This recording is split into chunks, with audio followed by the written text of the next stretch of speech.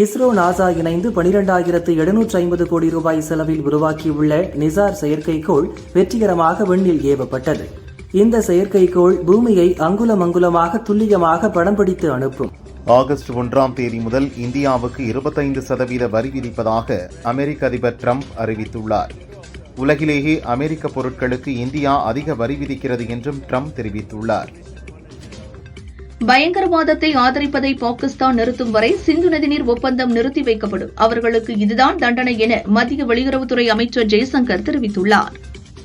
காங்கிரஸ் பயங்கரவாதத்தை இயல்பாக்கியது, பாகிஸ்தானை பாதிக்கப்பட்டவராக சித்தரித்தது, நேருவின் தவறுகளை சரி செய்ய முடியாது என்று எங்களுக்கு சொல்லப்பட்டது. ஆனால் பிரதமர் மோடி அதை சரி செய்தார் என பார்லிமென்டில் ஜெய்சங்கர் கூறினார். சிந்து நதிநீர் ஒப்பந்தத்தில் இந்தியா கையெழுத்திட்டதற்கு நாட்டின் முதல் பிரதமர் நேரு மேற்கொண்ட திருப்திப்படுத்தும் அரசியல்தான் காரணம் என்று ராஜ்யசபாவில் ஜெய்சங்கர் கூறியிருப்பது உண்மையில் கொடூரமானது என ஜெய்ராம் ரமேஷ் கூறினார். பீகார் வாக்காளர் பட்டியல் சிறப்பு தீவிர திருத்த விவகாரம் பார்லிமென்ட் விவாதத்துக்கு எடுத்துக் கொள்ளப்பட மாட்டாது என மத்திய அமைச்சர் தர்மேந்திர பிரதான் தெரிவித்துள்ளார். இதனை அரசியல் காரணங்களுக்காகவும் அவர்களின் சொந்த நலனுக்காகவும் எதிர்க்கிறார்கள் என்றார். உரி தாக்குதலுக்கு காரணமான சதிகாரர்களை தப்பவிட மாட்டோம் என பிரதமர் மோடி தெரிவித்தார். அடுத்த 3 நாட்களுக்குள் சர்ஜிக்கல் தாக்குதல் நடத்தப்பட்டு பயங்கரவாதிகளின் பயிற்சி தளங்கள் அழிக்கப்படும் என நட்டா தெரிவித்தார். கடந்த காங்கிரஸ் ஆட்சியில் தொடர் குண்டுவெடிப்பு சம்பவங்கள் நடந்தபோது அரசு எந்த நடவடிக்கையும் எடுக்கவில்லை. எதிர்க்கட்சிகள் தங்களை மறு ஆய்வு செய்து கொள்ள வேண்டும் என ராஜ்யசபாவில் மத்திய அமைச்சர் நட்டா பேசினார். இந்தியா பாகிஸ்தான் இடையேயான போரை தான் நிறுத்தியதாக டொனால்டு டிரம்ப் தொடர்ந்து கூறி வரும் நிலையில் அவர் பொய் சொல்கிறார் என பிரதமர் மோடி கூறிவிட்டால் அனைத்து உண்மைகளும் வெளிவந்து விடும் என ராகுல் தெரிவித்துள்ளார். வெள்ளம் மற்றும் நிலச்சரிவால் பாதிக்கப்பட்ட வயநாடு தொகுதி மக்களின் கடன்களை மத்திய அரசு தள்ளுபடி செய்ய வேண்டும் என வயநாடு எம்பி பிரியங்கா கோரிக்கை விடுத்தார். நடிகை குஷ்பு உள்ளிட்ட 14 பேர் பாஜக மாநில துணைத் தலைவர்களாக நியமனம் செய்யப்பட்டுள்ளனர். பாஜக மாநில பிரிவு அமைப்பாளராக KT ராகவன் நியமிக்கப்பட்டுள்ளார். நாராயணன் திருப்பதி மாநில தலைமை செய்தி தொடர்பாளராக நியமனம் செய்யப்பட்டுள்ளார். திமுக ஆட்சிக்கு வந்த பின் தமிழகத்தில் சட்டம் ஒழுங்கு சீரழிந்துவிட்டது. திமுக ஆட்சியில் இதுவரை 20 ஆணவ படுகொலைகள் நடந்துள்ளன என அதிமுக பொதுச் செயலாளர் பழனிசாமி கூறினார். அண்ணன் தம்பியாக ஒற்றுமையாக வாழ வேண்டிய நமது தமிழ் சமூகங்கள் சாதிய பிளவுபாடுகளால் வன்முறையில் ஈடுபடுவது வருத்தமளிப்பதாக தமிழக பாஜக தலைவர் நைனா நாகேந்திரன் தெரிவித்துள்ளார். கவின்குமார் ஜாதியின் பெயரால் வெட்டி படுகொலை செய்யப்பட்ட செய்தி மிகுந்த வேதனை அளிக்கிறது. ஏற்றத்தாழ்வு இல்லாத சமூகத்தை உருவாக்க நாம் யாருமே இத்தனை ஆண்டுகாலம் முயற்சிக்காமல் இருப்பது தமிழகத்தின் சாபக்கேடு என அண்ணாமலை தெரிவித்தார். சமத்துவத்தையும் காதலையும் மறுக்கும் சாதி ஆணவ கொலைகளை அடியோடு ஒழித்திடவும், இறுகிப்போய் கிடக்கும் இந்த சமூகத்தின் சாதிய கட்டமைப்பை உடைத்திடவும் அனைத்து வழிகளிலும் போராடுவோம் என திமுக MP கனிமொழி தெரிவித்துள்ளார். ஆதாய கொலைகளைப் போலவே மது போதையால் நிகழக்கூடிய கொலைகளும் ஆபத்தானது. இப்படியான சமூக சீர்கேட்டை சாதாரணமாக கடந்து போக நினைப்பது ஆட்சியாளர்களுக்கு அழகல்ல என பாமக நிறுவனர் ராமதாஸ் கூறியுள்ளார். தூத்துக்குடி இளைஞர் கவின் படுகொலை கடும் அதிர்ச்சி அளிக்கிறது. தமிழகத்தில் சாதிய ஆணவ படுகொலைகள் தொடராமல் இருக்க தனிச்சட்டம் இயற்ற அரசு முன்வர வேண்டுமென இந்திய கம்யூனிஸ்ட் கட்சியின் மாநில செயலாளர் முத்தரசன் கோரிக்கை வைத்துள்ளார். ஜாதிய வன்கொடுமை எனும் சமூக இழிவிற்கு எதிராக அனைத்து அரசியல் இயக்கங்களும் ஒன்று திரள வேண்டும். ஜாதிதான் நம்முடைய முதல் எதிரி என்பதை உணர வேண்டும் என மக்கள் நீதி மய்யம் தலைவர் கமல்ஹாசன் கூறியுள்ளார். தாவேகாவில் 2 கோடி உறுப்பினர்கள் இலக்குடன் 2ஆம் கட்ட உறுப்பினர் சேர்க்கைக்கான மை டிவிகே என்ற செயலியை பனியூரில் உள்ள கட்சி அலுவலகத்தில் அக்கட்சியின் தலைவர் விஜய் அறிமுகம் செய்து வைத்தார். 1967, 1977 போல் 2026 தேர்தலும் அமையப்போகிறது. மக்களிடம் செல், மக்களிடமிருந்து கற்றுக்கொள் என்ற அண்ணாதுரையின் வார்த்தைகளை கடைபிடித்தாலே நாம் வெற்றி பெற்று விடுவோம் என தமிழக வெற்றிக் கழகத்தின் தலைவர் விஜய் கூறியுள்ளார். 1998 பாஜக கூட்டணியில் இருந்தபோது சுப்பிரமணிய சுவாமி பேச்சை கேட்டு ஒரு ஓட்டில் பாஜவை வீழ்த்தி வரலாற்று பிழை செய்துவிட்டோம் என ஜெயலலிதாவின் முடிவு குறித்து முன்னாள் அமைச்சர் கடம்பூர் ராஜு பேசியது அதிமுகவில் சலசலப்பை ஏற்படுத்தி உள்ளது. எனது கருத்து தவறாக புரிந்து கொள்ளப்பட்டு திரித்து வெளியிடப்பட்டுள்ளது. முன்னாள் முதல்வர் ஜெயலலிதாவின் முடிவை நான் ஒருபோதும் வரலாற்று பிழை என்று பேசவில்லை என முன்னாள் அமைச்சர் கடம்பூர் ராஜு விளக்கமளித்துள்ளார். ஊழல் வழக்கிலிருந்து செந்தில் பாலாஜியை காப்பாற்ற முயல்வதாக சுப்ரீம் கோர்ட் கண்டனம் தெரிவித்துள்ளதற்கு முதல்வர் ஸ்டாலின் வெட்கி தலைகுனிய வேண்டுமென பாமக தலைவர் அன்புமணி கூறியுள்ளார். உங்கள் ஆட்சி 500 ஆண்டுகள் இருந்திடப் போகிறதா? சரியாக இன்னும் 6 மாதம்தான் என திருச்சியில் நடந்த கள் விடுதலை மாநாட்டில் திமுகவை சீமான் விமர்சித்தார். அதிமுக இணைந்த பிறகு தேசிய ஜனநாயக கூட்டணி பலமடைந்துள்ளது. அமமுகவுக்கு எந்த ஆபத்தும் இல்லை. எங்களது கருத்து வேறுபாடுகளை ஒதுக்கி வைத்துவிட்டு திமுகவை வீழ்த்த கூட்டணி அமைத்துள்ளோம் என டிடிவி தினகரன் கூறினார். ரஷ்யா ஜப்பான் அருகே சக்தி வாய்ந்த நிலநடுக்கம் ஏற்பட்டது. ரிக்டர் அளவுகோலில் 8.7 பதிவானதால் சுனாமி எச்சரிக்கை விடப்பட்டது. ரஷ்யாவில் சுனாமி அலைகள் தாக்கியதால் மக்கள் அச்சமடைந்துள்ளனர். ரஷ்யாவில் 8.8 ரிக்டர் அளவில் ஏற்பட்ட பயங்கர நிலநடுக்கம் எதிரொலி காரணமாக ரஷ்யா ஜப்பான் நகரங்களை சுனாமி அலைகள் தாக்கிய நிலையில் சீனா, பெரு, எக்வடார் நாடுகளுக்கும் அமெரிக்காவின் கிரெசன்ட் சிட்டி, யுரேகா பகுதிகளுக்கும் சுனாமி எச்சரிக்கை விடப்பட்டுள்ளது. தொழில் முதலீடுகளை ஈர்ப்பதில் தமிழகம் முதன்மை மாநிலமாகவும் மென்பொருள் ஏற்றுமதியில் இந்திய அளவில் 3வது மாநிலமாக விளங்குவதாகவும் துணை முதல்வர் உதயநிதி தெரிவித்துள்ளார். மதுரை எம்பி வெங்கடேசனுக்கு கொலை மிரட்டல் விடுக்கப்பட்ட சம்பவத்துக்கு தமிழக காங்கிரஸ் தலைவர் செல்வ பெருந்தகை கண்டனம் தெரிவித்து மிரட்டல் விடுத்தவர்களை உடனே கைது செய்ய நடவடிக்கை எடுக்க வேண்டும் என வலியுறுத்தினார். சிவகங்கையில் பிரச்சாரத்தை தொடங்கிய அதிமுக பொதுச் செயலாளர் பழனிசாமி கீழடி அருங்காட்சியகத்தை பார்வையிட்டார். கீழடி ஆய்வறிக்கைக்கு ஒப்புதல் பெற வேண்டியது திமுக அரசின் கடமை என கூறினார். கோயில் காவலாளி அஜித்குமார் கொலை வழக்கு தொடர்பாக நிகிதா அவரது தாயாரிடம் சிபிஐ அதிகாரிகள் விசாரணை நடத்தினர். பின்னர் பேசிய நிகிதா, பொய்யான தகவல்களை வேகமாக பரப்புகிறார்கள். நகை திருடு போனதாக புகார் அளித்துவிட்டு வீட்டுக்கு சென்று விட்டோம். அதன் பிறகு நடந்தது எங்களுக்கு தெரியாது என கூறினார். மதுரை மாநாடு, மக்கள் சந்திப்பு, பயணம் என்று தொடர்ந்து மக்களுடன் மக்களாகத்தான் இருக்கப் போகிறோம். இதற்காக இப்போது இருந்தே அதற்கான வேலையை துவங்க வேண்டும் என தவேக தலைவர் விஜய் கூறினார். போலீஸ் விசாரணையின் போது இறந்த மடப்புரம் இளைஞர் அஜித்குமாரின் வீட்டிற்கு நேரில் சென்ற எதிர்க்கட்சித் தலைவர் பழனிசாமி அவரின் குடும்பத்தினருக்கு ஆறுதல் தெரிவித்து ரூபாய் 5 லட்சம் நிவாரணம் வழங்குவதாக கூறினார். தவேகவின் உறுப்பினர் சேர்க்கை செயலி ஓடிபி கேட்காத வகையில் வடிவமைக்கப்பட்டுள்ளது. ஒரு பூத்தில் எவ்வளவு வாக்காளர்கள் உள்ளனர் என்பது குறித்த தகவல் செயலியில் இடம்பெறும். தவேக தலைவர் இந்த செயலியை நேரடியாக கண்காணிப்பார் என தகவல் வெளியாகியுள்ளது. தவேகவுடன் கூட்டணி குறித்த கேள்விக்கு கூட்டணி உள்ளிட்ட அனைத்து கேள்விகளுக்கு நாளை பதில் சொல்றேன் என முன்னாள் முதல்வர் ஓ பன்னீர்செல்வம் பதிலளித்துள்ளார். விநாயகர் சதுர்த்தி வருவதால் ஆகஸ்ட் 25 மதுரையில் நடக்கும் தவேக மாநாட்டுக்கு போலீசார் அனுமதி மறுத்துள்ளனர். வேறு தேதிக்கு மாற்ற பரிந்துரை செய்துள்ளதாகவும் கட்சியினர் தெரிவித்தனர். பாஜக கூட்டணியில் ஓரங்கட்டப்பட்டதால் விஜய் தலைமையிலான கூட்டணியில் இணைய ஓபிஎஸ் மற்றும் தினகரன் தயாராகிவிட்டதாக தகவல் வெளியாகியுள்ளது. ஆபரேஷன் வி என்ற பெயரில் இவர்களுடன் அன்புமணி, கிருஷ்ணசாமியை இணைத்து மெகா கூட்டணி அமைக்கவும் முயற்சிப்பதாக கூறப்படுகிறது. நாடு முழுதும் 9.7 கோடி விவசாயிகள் பயனடையும் வகையில் ஆகஸ்ட் 2ஆம் தேதி உத்தரப்பிரதேசத்தின் வாரணாசியிலிருந்து ரூபாய் 20,500 கோடி மதிப்புள்ள பிரதான் மந்திரி கிசான் சம்மன் நிதி திட்டத்தின் 20வது தவணையை பிரதமர் மோடி விடுவிக்க உள்ளார். ஆபரேஷன் சிந்தூர் ராணுவ நடவடிக்கையின் போது பாகிஸ்தானின் நெற்றியில் பாதுகாப்பு படை குங்குமத்தால் திலகமிட்டு உள்ளது. அதன்படி பாகிஸ்தான் இந்தியாவின் மனைவியாகி விட்டதாக ராஜஸ்தான் எம்பி அனுமன் பெனிவால் தெரிவித்தார். பிரதமர் மோடியை ராஜஸ்தான் முன்னாள் முதல்வர் வசுந்தரா ராஜே டெல்லியில் சந்தித்தார். இந்த சந்திப்பினால் அவர் மீண்டும் முதல்வராவாரா அல்லது பாஜகவின் தேசிய தலைவராகிறாரா என சர்ச்சைகள் எழுந்துள்ளது. மத்திய பிரதேசத்தில் இந்த ஆண்டில் சிறுமிகள், பெண்கள் என 23,129 பேரை காணவில்லை என தரவுகளை வெளியிட்டு அம்மாநில அரசு அதிர வைத்துள்ளது. அதேபோல் பலாத்காரம் போன்ற பெண்களுக்கு எதிரான குற்றங்களை செய்த 1,500 பேர் தலைமறைவாக உள்ளதாகவும் தெரிவித்துள்ளது. தகவல் தொழில்நுட்ப நிறுவனமான டிசிஎஸ் இந்த ஆண்டு 12,000க்கும் மேற்பட்ட ஊழியர்களை பணி நீக்கம் செய்யப்போவதாக அறிவித்த நிலையில் பங்குச்சந்தையில் அதன் பங்குகள் கடந்த 2 நாட்களாக கடுமையாக சரிந்து சந்தை மதிப்பு ரூபாய் 28,149 கோடி குறைந்துள்ளது. கடலூர் மற்றும் திருவண்ணாமலை உள்ளிட்ட மாவட்டங்களுக்கு ஆகஸ்ட் 26ஆம் தேதி மற்றும் செப்டம்பர் மாத இறுதியில் மீண்டும் தமிழகம் வருகிறார் பிரதமர் மோடி. சிதம்பரம் நடராஜர் கோயிலில் இருந்து நேரலையாக மனதின் குரல் நிகழ்ச்சியில் நாட்டு மக்களிடம் உரையாற்ற உள்ளார். கனமழை மற்றும் மோசமான வானிலை காரணமாக அமர்நாத் யாத்திரை தற்காலிகமாக நிறுத்தப்பட்டுள்ளது. ஜம்மு காஷ்மீரின் பூஞ்ச் மாவட்ட எல்லைப் பகுதியில் பாதுகாப்பு படையினர் நடத்திய துப்பாக்கிச் சூட்டில் பாகிஸ்தான் பயங்கரவாதிகள் 2 பேர் சுட்டுக் கொல்லப்பட்டனர். ரஷ்யாவில் ஏற்பட்ட நிலநடுக்கத்தால் இந்தியாவுக்கு சுனாமி அச்சுறுத்தல் ஏதும் இல்லை என சுனாமி எச்சரிக்கை மையம் தெரிவித்துள்ளது.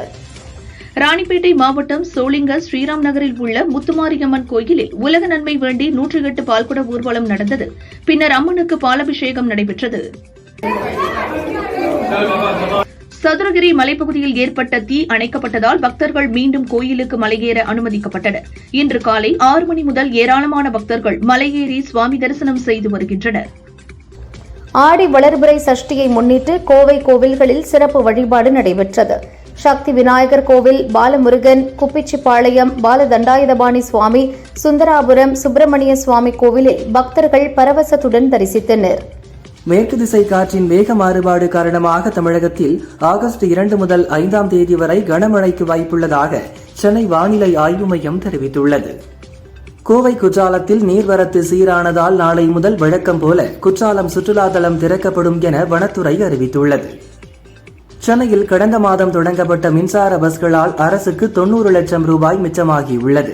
இதுவே டீசல் பஸ்கள் இயக்கியிருந்தால் 1,60 லட்சம் ரூபாய் வரை செலவாகியிருக்கும் என அரசு போக்குவரத்து கழகம் தெரிவித்துள்ளது. புதுச்சேரி முன்னாள் அமைச்சர் சாய் சரவணகுமாரின் மனைவி அண்ணா பிரபாவதி தான் திருபுவனை தொகுதியில் போட்டியிடப் போவதாகவும் தனக்கு ஆதரவு தரும்படியும் வீடு வீடாக சென்று 2 கிலோ சர்க்கரை வழங்கி ஆதரவு திரட்டினார். சென்னையில் தெருநாய்களை கட்டுப்படுத்த நடவடிக்கை எடுக்கப்பட்டுள்ளதாக மேயர் பிரியா கூறியுள்ளார். தெருநாய்கள் மற்றும் செல்லப் பிராணிகளுக்கு கண்காணிப்பு சிப் பொருத்தும் பணி நடக்கிறது என்றார். புதுச்சேரி பால் கூட்டுறவு சங்க தேர்தல் நிறுத்தப்பட்டதாக அறிவிக்கப்பட்டதால் பால் உற்பத்தியாளர்கள் கண்டன ஆர்ப்பாட்டத்தில் ஈடுபட்டனர். தோல்வி பயத்தால் தொகுதி எம்எல்ஏ தூண்டுதலின் பேரில் தேர்தல் நிறுத்தப்பட்டதாக குற்றம் சாட்டினர். திருபுவனம் கோயில் காவலாளி அஜித்குமார் கொலை வழக்கில் கைதான தனிப்படை காவலர்கள் 5 பேருக்கும் ஆகஸ்ட் 13ஆம் தேதி வரை நீதிமன்ற காவல் நீட்டிக்கப்பட்டு உள்ளது. சேலம் கெங்கவல்லியில் நீர்வழி பாதையை ஆக்கிரமித்த 50க்கும் மேற்பட்டோர் ஆக்கிரமிப்புகளை அகற்றக்கூடாது என கூறி சாலை மறியலில் ஈடுபட்டனர். முதல்வர் ஸ்டாலின் போட்டோ, திமுக உறுப்பினர் கார்டுகளை சாலையில் தூக்கி வீசி எதிர்ப்புகளை தெரிவித்தனர். புதுச்சேரி யூனியன் பிரதேசம் காரைக்காலில் நடைபெற்ற எய்ட்ஸ் நோய்க்கு எதிரான விழிப்புணர்வு ஓட்டம் போட்டியில் 100க்கும் மேற்பட்ட கல்லூரி மாணவர்கள் கலந்து கொண்டனர். தலைமைச் செயலகத்தில் நாளை காலை நடக்கும் விழாவில் முதல்வர் ஸ்டாலின் பங்கேற்கிறார். மருத்துவமனையிலிருந்து வீடு திரும்பிய அவர் நாளை வழக்கமான பணிகளை மேற்கொள்ள உள்ளார்.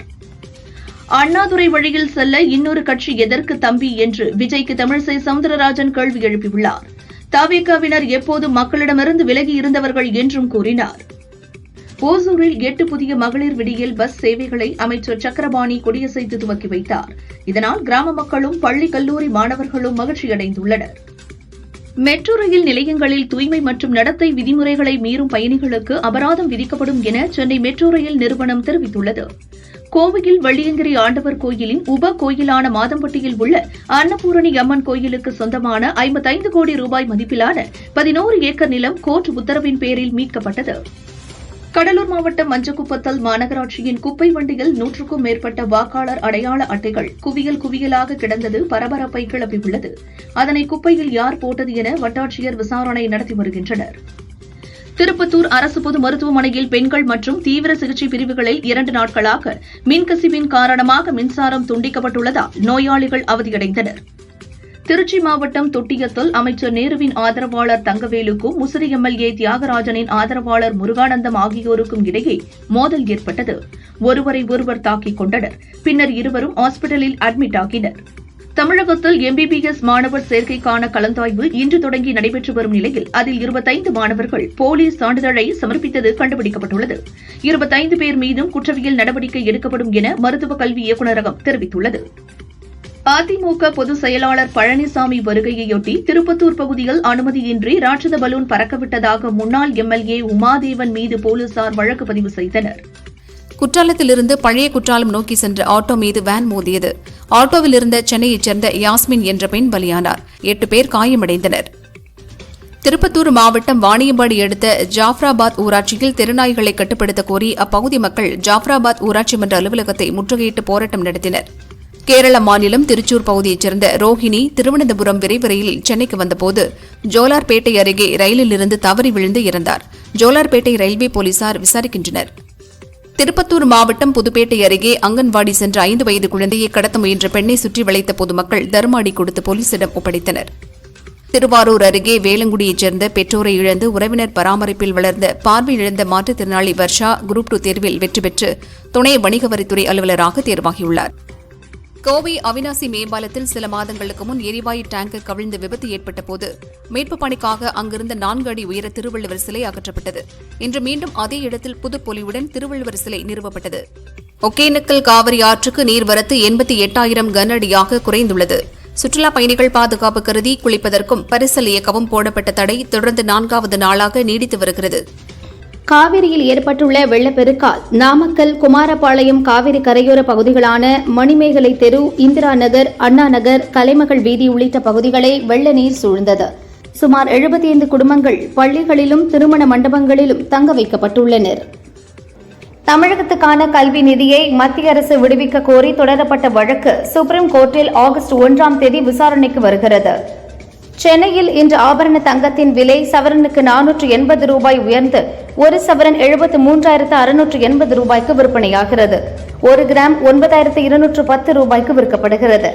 வெள்ளி 1 கிராம் 127 ரூபாய்க்கு விற்பனை செய்யப்படுகிறது.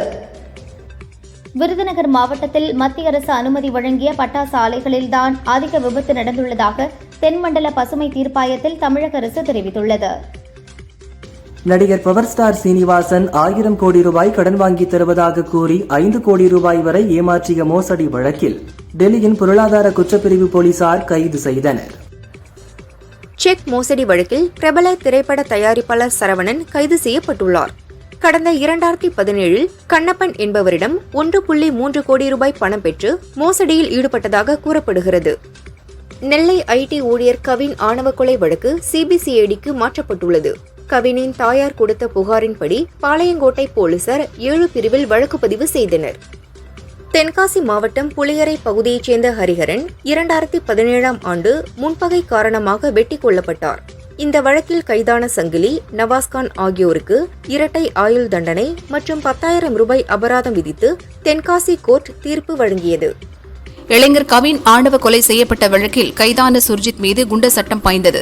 குண்டர் சட்டத்தில் நடவடிக்கை எடுக்க நெல்லை மாநகர கமிஷனர் உத்தரவிட்டுள்ளார்.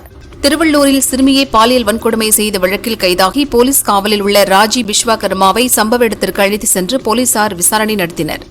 புதுச்சேரி விழுப்புரம் எல்லையான PS பாளையத்தில் 15 கோடி ரூபாய் மதிப்புள்ள 7 கிலோ திமிங்கல எச்சத்தை போலீசார் பறிமுதல் செய்தனர். அதை விற்க முயன்ற மாயகிருஷ்ணன் என்பவரை கைது செய்தனர். உக்ரைனின் செர்னிஹிவ் பகுதியில் உள்ள ராணுவ பயிற்சி மையத்தின் மீது ரஷ்யா நடத்திய ஏவுகணை தாக்குதலில் உக்ரைனின் 3 ராணுவ வீரர்கள் உயிரிழந்தனர். 18 பேர் படுகாயமடைந்துள்ளனர். உலக புகழ்பெற்ற பார்பி டாலின் வடிவமைப்பாளர்கள் மரியோ பாலினோ மற்றும் கியானி ரோசி இத்தாலியில் நடந்த கார் விபத்தில் உயிரிழந்தனர். இவர்களின் இறப்பு ரசிகர்கள் மத்தியில் பெரும் சோகத்தை ஏற்படுத்தியுள்ளது. ஜப்பானுக்கு சுனாமி எச்சரிக்கை விடுக்கப்பட்ட நிலையில் சுனாமி பாதிக்கும் என கணிக்கப்பட்ட பகுதிகளில் இருந்து 9 லட்சம் பேரை வெளியேற்றும் பணி தீவிரமாக நடந்து வருகிறது. எனது வேண்டுகோளின் பேரில் இந்தியா பாகிஸ்தானுடனான போரை முடிவுக்கு கொண்டு வந்தது என ஸ்காட்லாந்தில் மீண்டும் ட்ரம்ப் பேசியிருப்பது பெரும் அதிர்வலைகளை ஏற்படுத்தியுள்ளது. மைக்ரோசாப்ட் நிறுவனத்தில் இந்த ஆண்டு 15,000 ஊழியர்களை பணி நீக்கம் செய்ததற்கு நிறுவனம் AI தொழில்நுட்பம் நோக்கி விரைவாக மாறுவதே காரணம் என மைக்ரோசாப்ட் CEO சத்யா நாதெல்லா விளக்கமளித்துள்ளார். பாலஸ்தீனத்தை தனி நாடாக அங்கீகரிக்கப் போவதாக பிரிட்டன் அறிவித்ததற்கு இஸ்ரேல் பிரதமர் பெஞ்சமின் நெதன்யாகு கடும் கண்டனம் தெரிவித்துள்ளார். கடந்த 6 மாதங்களில் பல போர்களை நிறுத்தி அமைதிக்கான தலைவராக இருப்பதில் பெருமைப்படுகிறேன் என அமெரிக்க அதிபர் ட்ரம்ப் கூறியுள்ளார். ரஷ்யாவில் ஏற்பட்ட சக்தி வாய்ந்த நிலநடுக்கத்தை தொடர்ந்து கம்சாட்கா மாகாணத்துக்கு விடுக்கப்பட்ட சுனாமி எச்சரிக்கையானது 11 மணி நேரம் கழித்து வாபஸ் பெறப்படுவதாக ரஷ்யாவின் அவசரகால அமைச்சகம் தெரிவித்துள்ளது. பெஹல்காம் தாக்குதலுக்கு எதிர்ப்பு தெரிவித்து உலக சாம்பியன்ஷிப் ஆஃப் லெஜண்ட் கிரிக்கெட் தொடரில் பாகிஸ்தானுக்கு எதிரான அரையிறுதியில் விளையாட இந்திய வீரர்கள் மறுப்பு தெரிவித்துள்ளனர். சமையல் கலைஞரும் நடிகருமான மாதம்பட்டி ரங்கராஜ் சமீபத்தில் ஆடை வடிவமைப்பாளர் ஜாய் கிறிஸ்டலாவை 2வது திருமணம் செய்தார். ஜாய் தற்போது 6 மாதம் கர்ப்பமாக உள்ளார். சில பயணங்கள் அமைதியாக துவங்கினாலும் நம்பிக்கையுடன் வளரும். சில ஆண்டுகளுக்கு முன்பு கணவன் மனைவியாக எங்கள் பயணத்தை ஆரம்பித்தோம். எங்கள் காதல், அன்பு, கண்ணியம் முழு மனதுடன் மரியாதையுடன் துவங்கியது. இந்த ஆண்டு எங்கள் குழந்தையை வரவேற்க தயாராகிவிட்டோம் என கிறிஸ்டலா குறிப்பிட்டிருக்கிறார். தெலுங்கு நடிகையான அனுசுயா பரத்வாஜ் தன்னை ட்ரோல் செய்பவர்களுக்கு தக்க பதிலடி கொடுப்பதாக கூறியுள்ளார். வலைதளங்களில் என்னை பற்றி எதிர்மறையாக பேசினால் உடனடியாக அவர்களை பிளாக் செய்து விடுவேன். அப்படி இதுவரை 30 லட்சம் பேரை பிளாக் செய்துள்ளேன் என்கிறார். தனுஷ் நடித்துள்ள இட்லி கடை படத்தின் இறுதிக்கட்ட பணிகள் நடந்து வரும் சூழலில் அவரின் 54வது படத்தின் படப்பிடிப்பு துவங்கியுள்ளது. இதனை போர்த்தொழில் படத்தை இயக்கிய விக்னேஷ் ராஜா இயக்குகிறார். தனுஷுக்கு ஜோடியாக பூஜா ஹெக்டே நடிக்கவுள்ளார். AR முருகதாஸ் இயக்கத்தில் சல்மான் கான் நடிப்பில் வெளியான சிக்கந்தர் படம் பெரும் தோல்வி படமாக அமைந்த நிலையில் வேற்று மொழியில் படம் பண்ணுவது மாற்றுத்திறனாளியைப் போல் உணர வைக்கிறது. தமிழ் மொழியில் எடுப்பதுதான் பலம் என இயக்குனர் AR முருகதாஸ் கூறியுள்ளார். ஆன்லைன் ரம்மி விளம்பரத்தில் நடித்த விவகாரம் தொடர்பாக நடிகர் பிரகாஷ் ராஜ் ஹைதராபாத்தில் உள்ள அமலாக்கத்துறை அலுவலகத்தில் தனது வழக்கறிஞருடன் ஆஜரானார். சினிமா, அரசியல் இரண்டிலும் பயணிக்கும் பவன் கல்யாண் நடித்த ஹரிஹர வீரமல்லு படம் வசூலை குவிக்கிறது. அவரிடம் எந்த பாலிவுட் நடிகையுடன் நடிக்க விரும்புகிறீர்கள் என கேட்டதற்கு கங்கனா ரணாவத் என பதிலளித்துள்ளார் பவன் கல்யாண். பாரதிய ஜனதா எம்பியாக இருக்கும் நடிகை கங்கனா அதற்கு நன்றி தெரிவித்துள்ளார்.